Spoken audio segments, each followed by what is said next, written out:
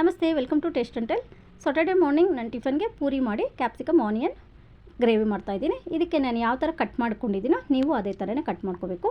ಇದನ್ನು ಚೆನ್ನಾಗಿ ಎಣ್ಣೆಯಲ್ಲಿ ಫ್ರೈ ಮಾಡಿ ತೆಗೆದಿಟ್ಕೋಬೇಕು. ನಾನು ಎಲ್ಲ ಎರಡೆರಡು ಹಾಕ್ಕೊಂಡಿದ್ದೀನಿ, ಕ್ಯಾಪ್ಸಿಕಮ್ 2, ಆನಿಯನ್ 2. ಆಮೇಲೆ ಅದೇ ಪ್ಯಾನ್ಗೆ ಎಣ್ಣೆ ಹಾಕ್ಕೊಂಡು ನಾನು ಈರುಳ್ಳಿ ಒಂದೆರಡು ಕಟ್ ಮಾಡಿ ಚೆನ್ನಾಗಿ ಫ್ರೈ ಮಾಡ್ಕೋಬೇಕು. ಹಾಕ್ಬಿಟ್ಟು ಶುಂಠಿ ಬೆಳ್ಳುಳ್ಳಿ ಪೇಸ್ಟ್ ಹಾಕಿ ಫ್ರೈ ಮಾಡಿಕೊಂಡು ಒಂದು ಹಸಿಮೆಣ್ಸಿಕಾಯಿ ನಾನು ಹಾಕ್ಕೊಂಡಿದ್ದೀನಿ.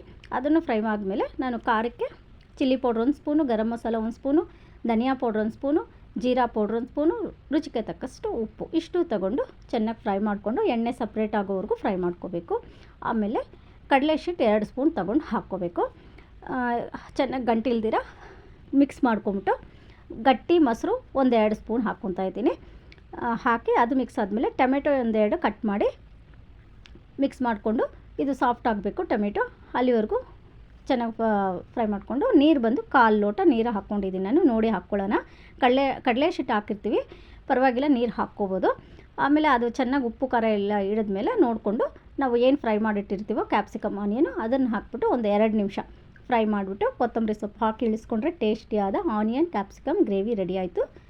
ಪೂರಿ ಒಂದು ಕಡೆನೂ ಪೂರಿನೂ ಸುಟ್ಕೊಂಡೆ, ಪೂರಿನೂ ರೆಡಿ ಆಯಿತು. ನನ್ನ ಮಗಳು ನನಗೆ ಆಲೂ ಪರಾಟ ಮಾಡಿಕೊಡು, ಇದಕ್ಕೆ ಚೆನ್ನಾಗಿರುತ್ತೆ ಅಂಥೇಳಿ ಅವಳೇ ಎಲ್ಲ ಒಗ್ಗರಣೆ ಹಾಕಿ ಆಲೂ ಪರಾಟಗೆ ಆಲೂಗಡ್ಡೆ ಬೇಯಿಸ್ಕೊಂಡು ಎಲ್ಲ ಮಾಡಿ ಕೊಟ್ಟಳು.